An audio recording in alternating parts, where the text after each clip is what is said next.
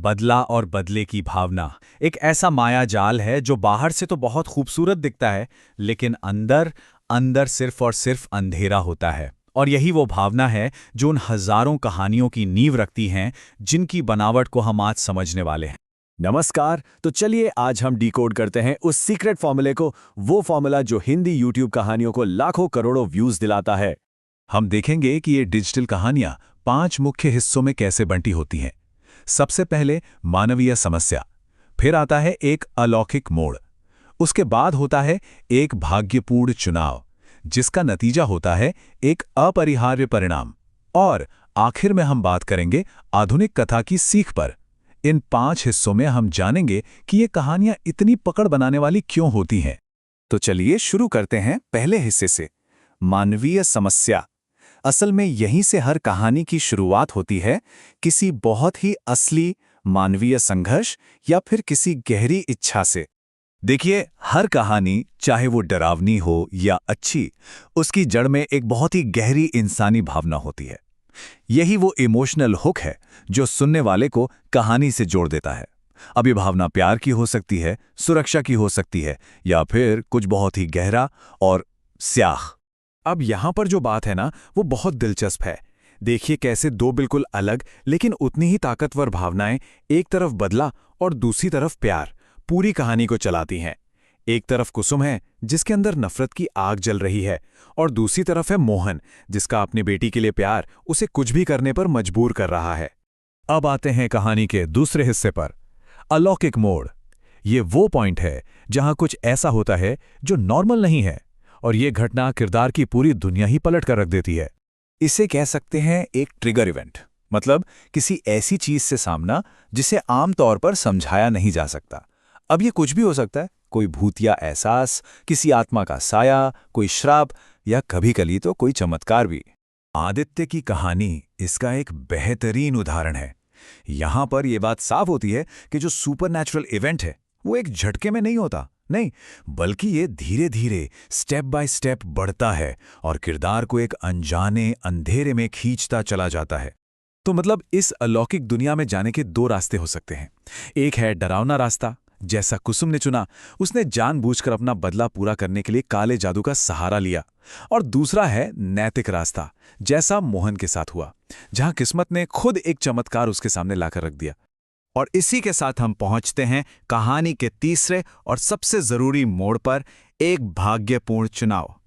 ये वो पल है, the point of no return, जहां किरदार का एक फैसला उसकी पूरी किस्मत लिख देता है।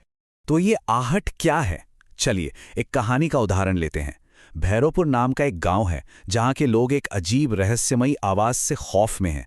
अब उनके सामने सिर्फ 2 रास्ते हैं, या तो डर कर जीते रहो या फिर हिम्मत करके उस आवाज की जड़ तक पहुंचो। और गांव वाले क्या चुनते हैं? वे रीना और अफसर अरविंद के साथ मिलकर उस भूता हवेली के तहखाने की जांच करने का फैसला करते हैं। बस यही है उनका वो भाग्यपूर्ण चुनाव जो ये तय करेगा कि आगे क्या होगा।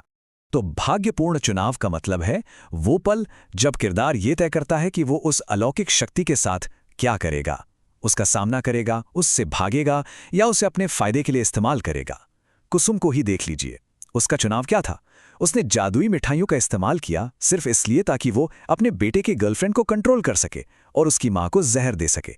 मतलब उसने पूरी तरह से उस डार्क पावर को गले लगा लिया। तो जब चुनाव हो गया तो उसका परिणाम तो होगा ही, और यहीं आता है हमारा चौथा हिस्सा, अपरिहार्य परिणाम। सीधी सी बात है, जैसा बोया वैसा काटा, और इन कहानियों में नतीजा अक्सर जिंदगी बदलने वाला होता है। ये टेबल देखिए, यहां सब कुछ एकदम साफ है। कुसुम जिसने बदला चुना, उसका बेटा मर गया और वो खुद पागल हो गई। आदित्य जिसके ऊपर आत्मा का कब्जा हुआ, वो बच तो गया पर उसका दिमागी संतुलन हमेशा के लिए चला गया। भैरवपुर के लोगों को भूत का राज तो पता चल गया, पर श्राप वहीं का वहीं रहा। और दूसरी तरफ मोहन, जिसकी अच्छाई का फल उससे मिला, उसका काम चल पड़ा और वो खुश रहा। मतलब हर किसी को अपने फैसले का अंजाम भुगतना ही पड़ता है। और अब आते हैं हम अपने आखिरी हिस्से पर, इन आधुनिक कहानियों की सीख क्या है? ये सारी चीजें मिलकर आखिर हमें बताना क्या चाहती हैं? इन कहानियों की सीख बहुत सीधी और साफ है। कुसुम की कहानी हमें बताती है कि बदला एक ऐसी आग है जो खुद को ही जला देती है। आदित्य की कहानी से सबक मिलता है कि अनजान शक्तियों से खेलना तबाही को न्योता देना है। आहट की कहानी याद दिलाती है कि अतीत का डर कभी पूरी तरह से नहीं मिटता। और मोहन की कहानी वो हमें उम्मीद देती है कि नेकी और ईमानदारी का फल हमेशा अच्छा होता है। एक तरह से सोचें तो ये कहानियां आज के जमाने की डिजिटल कैंपफायर हैं, जिसके चारों ओर बैठकर हम एक दूसरे को चेतावनी और उम्मीद की कहानियां सुना रहे हैं।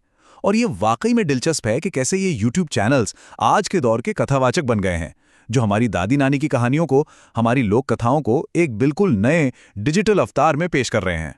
आखिर में सवाल यही उठता है, इस डिजिटल दुनिया में ये आधुनिक कहानियां हमारे बारे में क्या बताती हैं? ये असल में हमारे अपने अंदर के डर और हमारी उम्मीदों का ही तो आईना है।